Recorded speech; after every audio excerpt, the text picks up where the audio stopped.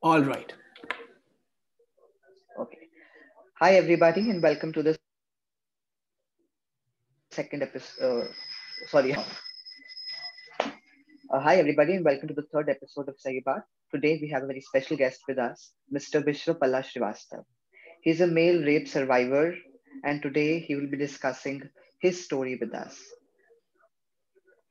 Hello. Hi, Over. Rudra. Hi. All right. So this is the first time that I'm talking about this in an open forum, in a public forum. So I would be a little uncomfortable. So you would have to take the lead, and you might have to ask me questions to kind of like get me to start talking. Okay. So, what happened that day? Okay. So this was when I was in grade 11, and I was in Vishakhapatnam, and there were three seniors in my hostel. They basically had completed their grade 12, and they were basically leaving. They were leaving for good, and I was coming back to my hometown from Vishakhapatnam the same day. So we all had our off that we all were leaving our hostel that day to go to our respective hometowns. And well, I was supposed to come back, but I mean they were not. And I was, my train was the farthest, so and also I was, I was supposed to go from Vishakhapatnam all the way to Chhattisgarh, because my parents were posted there at that time. And they were all localites, so they could pretty much leave whenever they wanted to, and there were buses that they had to take. So they were kind of hanging around, and I was the last person in the hostel, because I was the only North Indian in the entire hostel. Like there was no other Hindi speaking person in the entire hostel. Most people had left. I was the only one, only junior who was left in the hostel. And you know they had teased me before. They had made fun of me. They had mocked me a few times. But then, being gay, you kind of get used to it, and you don't really make a fuss about it. So they would keep doing that now and then, throughout the year. I never really like paid much attention to that. um, but that day, I don't know what happened. I mean, they were being particularly like, um,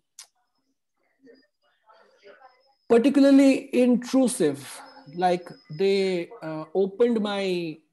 I had a trunk. I had a big metallic trunk. वो the संदूक वाला trunk होता है ना, the one in which you put a lock, like the Indian one. It's a huge one. We used to have it. I Ha don't ha know. ha. Yeah. Yes. So I had that Yeah. trunk, and they kind of like, forced me to like give my key to them. They opened it up. They, went through all of my stuff, opened up all of my food, like food and packaged food that I had got from home, took out my clothes and threw it everywhere, searched for my wallet, took out money from my wallet. And I was like, and they were like trying to like hold me back and pin me down, and they kept calling me homo, and some other words in Telugu, which I just knew the word. I just knew a few words from those slangs, so I know that they were slangs. But on purpose, although they knew English, on purpose they were talking to me and to each other in in Telugu. And uh, and then I think one of them tried to like, I don't know why, but while one of them was holding me from behind, like holding my hand from behind like this, the other one like tried to like undress me because he felt it was funny. And then it kind of started like that. So they tried to undress me, and it was funny for them. And then one of them tried to insert their finger inside my anus. and then they inserted a pen inside my anus, and I don't know. Then then that I think was the point. After that, it kind of became more and more violent, and these three boys kind of took turns, um, basically uh, To rape you. raping me. Yeah, so um, they kind of forced me to have perform oral sex with them. They forced me to they forced anal sex on me. um, yeah, and it kind of like went for quite some time. I think it started, I think I remember around, what time was it? I finished my exam and I came back. I think maybe it was 11:30 or 12 that I reached hostel, and I was thinking that I will pack a few things and I will go and have lunch, like downstairs in the mess, in the pantry. I would have lunch. So I went up very quickly to have my food, to pack a few things, and then like I was planning to go down. But I remember then that I woke up at around 7 o'clock, and like the rape kind of went for a long enough time that I lost consciousness in between. Like I kept fainting and I kept waking up because of the pain, and I kept fainting and I kept waking up again, and I would faint again. I mean, it kind of like went. I bled. I was bleeding a lot from my mouth and from my anus. Um, yeah, I mean, it was like I just, they spat on my mouth. They pulled my hair so hard that some of the hair kind of like came out off, like it kind of came off in like, that's how harshly they pulled my hair. They used a lock, my own lock actually. It was my lock. The lock of my sanduk, my metal, you know, briefcase. They used that to beat Mhm. me. They used that, and they kept hitting me with it. And I could not Mhm. understand why they were doing it. There was also a warden in the room. He was a young guy, warden, and he did not do anything. Like I kept looking at him. I kept asking him, to like stop them in the beginning. Help you out. Yeah, he Mhm. did not stop. He just laid on his side of one of the Bed. bunk beds. Yeah, we had bunk beds in the room. We were like 12 people, like in the same room. So everybody else had left. These three seniors were there, the warden and me. We were the only ones there in the room. And so he did not even do anything. I just remember him, I just kept remember them, like at times in between they kept saying North Indian, North Indian, North Indian. So I don't understand. Maybe it was there, when people take advantage of someone or they abuse someone, they normally need a reason for it. I think their reason was to kind of, you know say that, oh, I'm a North Indian, and that was their reason to hate me. And so therefore, it is their they maybe in their head they justified what they did to me, because I deserved it, because I was a North Indian living in South India, and the only North Indian in the hostel. Uh, yeah, it was I came back, and then I woke up and I gained consciousness, and all they had done was they had picked the bed sheet from my bunk bed, from my top bunk bed. They just had picked the bed sheet, and they had kind of like put it on me. That's all. So I was lying there with my t-shirt, torn, my underwear, my pant being somewhere, my underwear somewhere. I was just lying naked. The door was open completely, and but nobody. I don't understand how this happened. Like, they closed the door when the rape was happening, but I don't know when they left. When I gained consciousness, the door was open, and I was like, has nobody seen me lying here? How is that possible? How is it possible that nobody saw me and nobody came to help me? But apparently nobody came. By the time I left the hostel, it was, I think, I took a shower, and then I just packed a few things and I left everything there. And I just had 50 rupees um, in my wallet. Um, so I bought samosas because I was very hungry at the railway station. And usme se bhi one, I mean, anyway, all that is like, beside the point. But, I just wanted to get back home, and my home was like 23 hours away in the train. And nobody, like, even in the train, like, people saw that I was in a bad shape. Uh, because, I had, this part had ripped off. Yes, it was torn from here.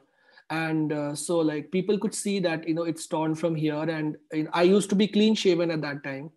So they could see that this part is torn. I had bruises. I was not walking properly. I was not able to sit properly. My hand was hurting here. My leg was hurting. Um, my jaw was hurting. My head was hurting.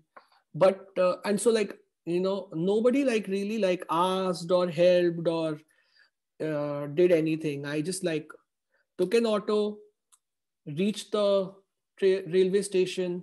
That costed me somewhere, I think, about 20 rupees at that time. Then I was left with 30 rupees. From that, I think 10 rupees worth of 10 rupees, I got two samosas. I just had those two samosas. And then I was just left with 20 rupees in my pocket. And in those 20 rupees, I was supposed to go from Vishakhapatnam to Korba, Chhattisgarh by train. So at that time, I think I was just in a state of shock. It took me a very, very long time to, it took me 3.5 years of therapy to kind of come to a point where uh, I could talk about it with people that I love. So I did not tell that I I was probably like 17 when this happened to me, 16 or 17.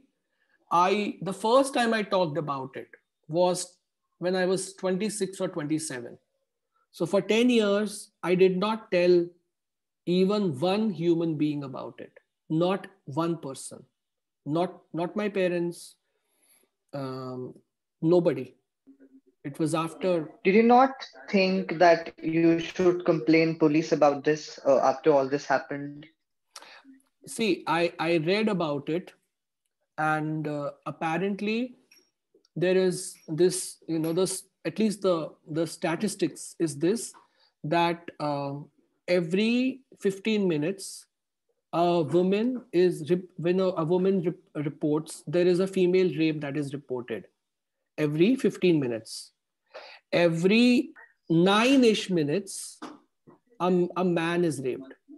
So actually, the cases of men being raped is more than the reported case of men being raped is more than women. The reported case. I'm not saying that women get raped less or more. There is no competition here. I'm not saying that women have the worst deal or men have a better deal or anything like that. I'm just saying that um, in terms of reporting, 15 men, 15 in every 15 minutes, one man gets raped. Sorry, every 15 minutes, a woman gets raped, and that is reported. And generally, every 15 minutes, a boy or a man is raped. In certain countries, the ratio is higher. In certain countries, the ratio is lower. But That's the average statistics. And Uh, honestly did speaking, how much do you hear about it? Like, even when 50, in every 15 minutes a boy is, or a man is raped, it's not like you hear about it. It's not in the news. Nobody talks about it. It's not covered. It's not considered. Oh, candle march honge if in the same night there was a boy that was raped and a girl that was raped. The girl's news will come on the cover page, and the boy's news would not even get reported by anyone. And partially it's because of the whole idea of this toxic masculinity, where men have to be men and they have to be macho, and men don't cry. We say in Hindi, no, mard ko dard nahi hota. It's a very common thing that we keep hearing. hmm, So there is no hmm. point. Even in developed countries, male rape is not reported. If it is reported, it is not taken seriously. So India, there is no chance. And honestly, I have gone through some rape proceedings in India for women, and the same proceedings would happen in a court if when and if men report rape cases, sexual abuse, and it's not pleasant at all. It's horrible. The kind of questions they ask, the the kind of inquiry that happens, it's actually very scary.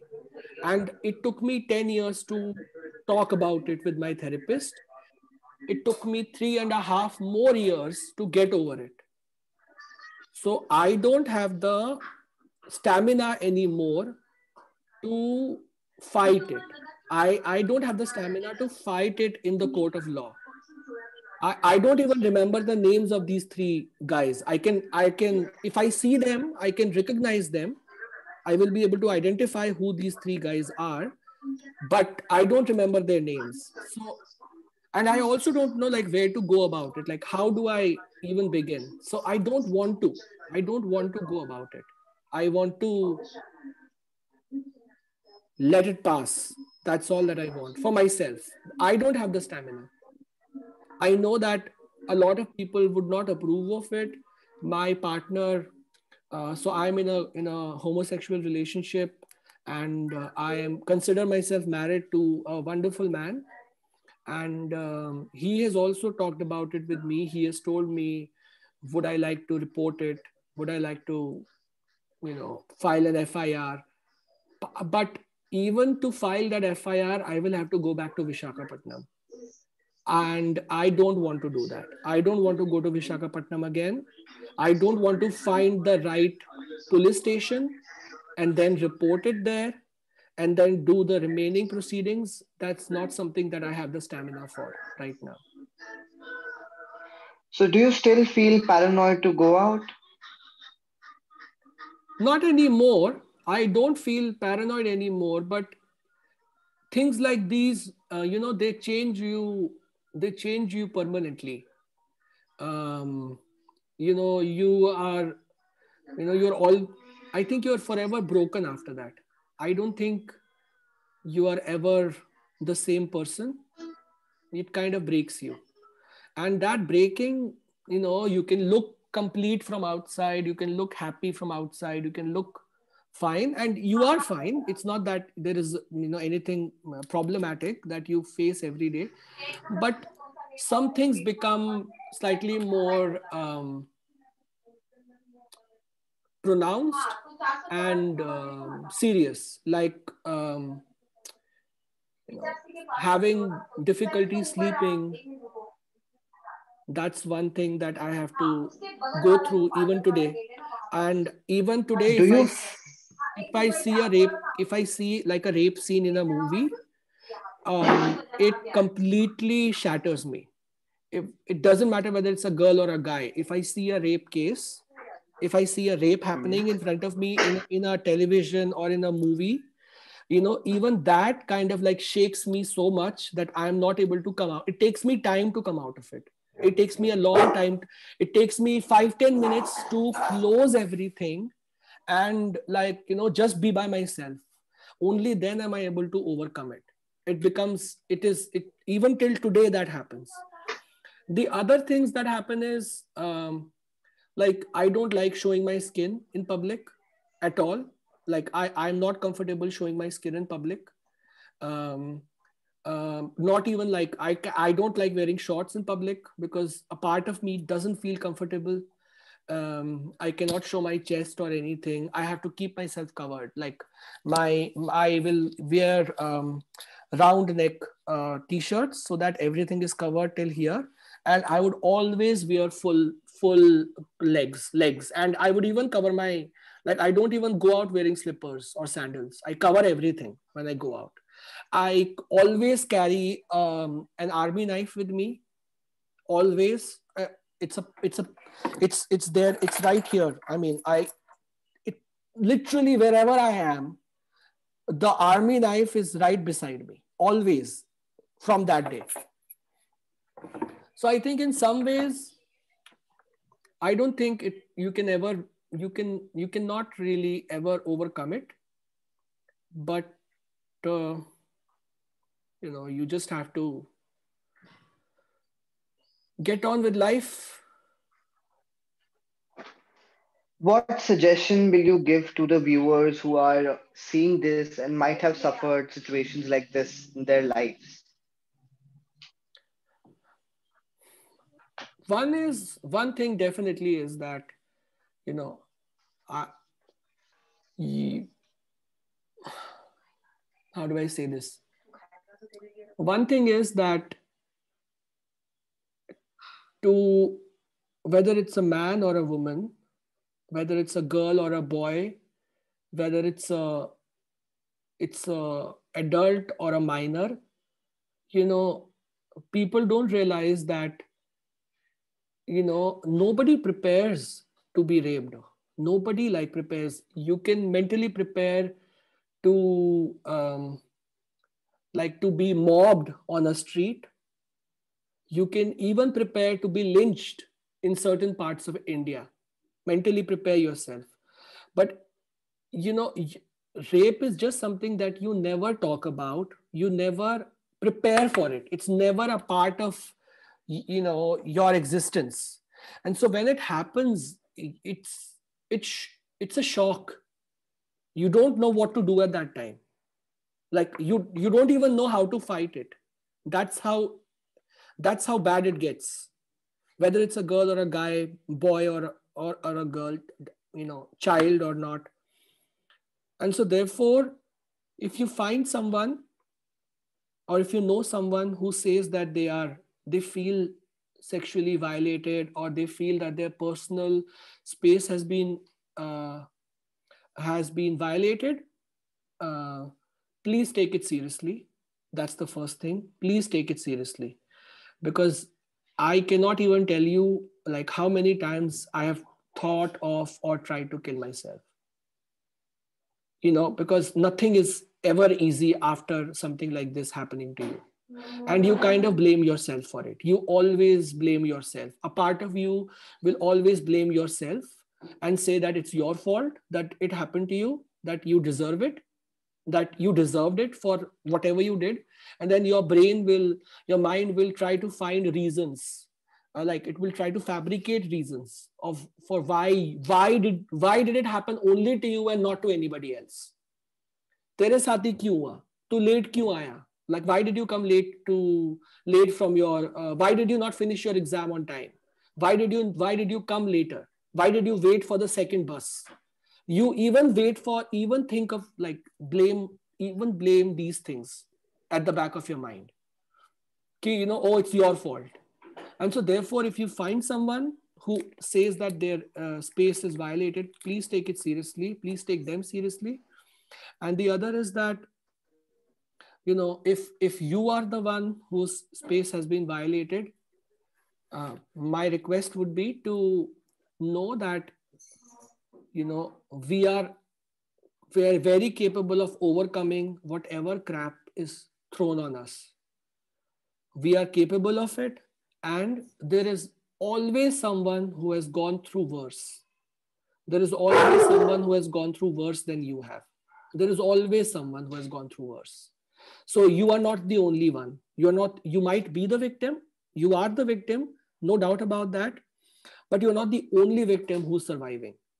So therefore, a lot of people who go through rape and go through abuse, and they kind of like make it a sob story about themselves, and they blame everything bad that happens in their life to this one case or these few cases. I think we are all capable of overcoming whatever happens to us, no matter how difficult it is. So we should not give hope.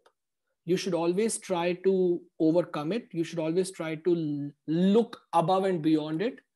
That is the other thing that I strongly feel.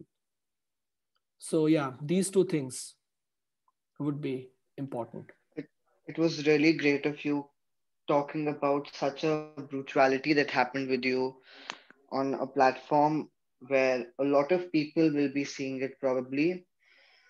And one more thing I would like to add on to all the viewers who will be seeing this, that proper psychological treatment and taking medications for your psychological health is not something you need to run from. I think counseling is a thing that everybody needs in their life, and only the people who are mentally very disturbed are not only the ones who are taking it, it's everyone who needs to take counseling at some point of time. Secondly, one thing that you pointed out was that the society, even if a rape survivor accepts himself, the society does not. So what will you suggest for that, Vishwa? Uh,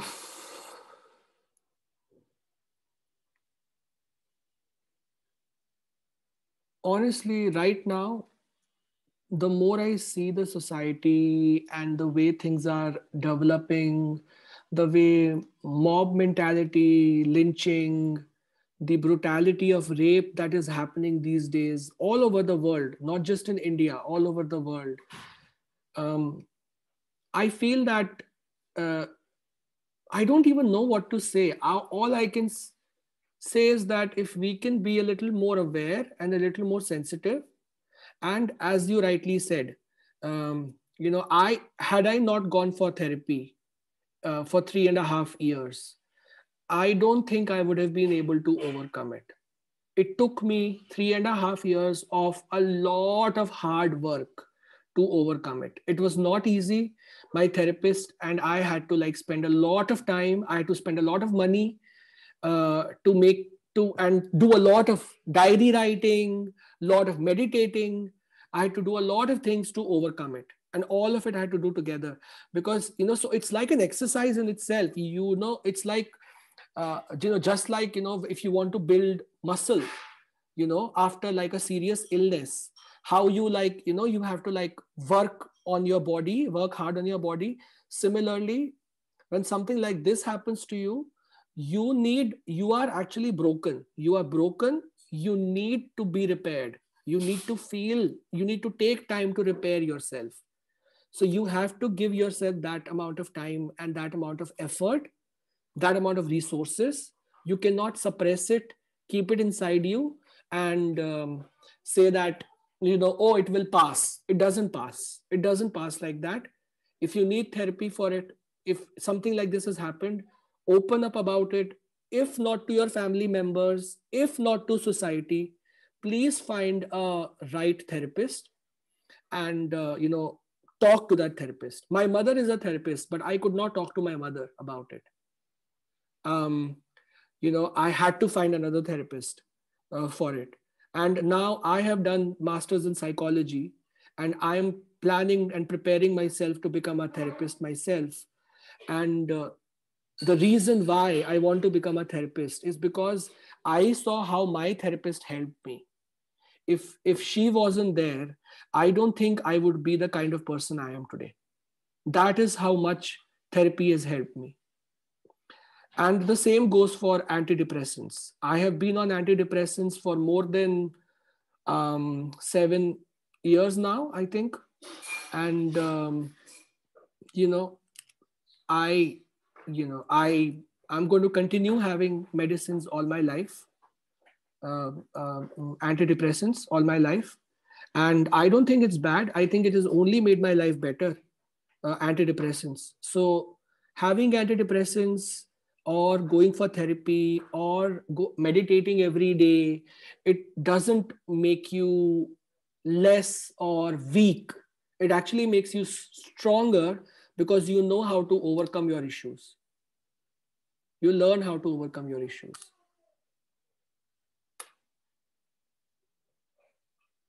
Yeah. Okay, so thank you, Vishwa, for coming. And with this, we come to the end of Sahi Baat episode 3. Thank you so Thank much. you. Thank you. All right. Bye bye.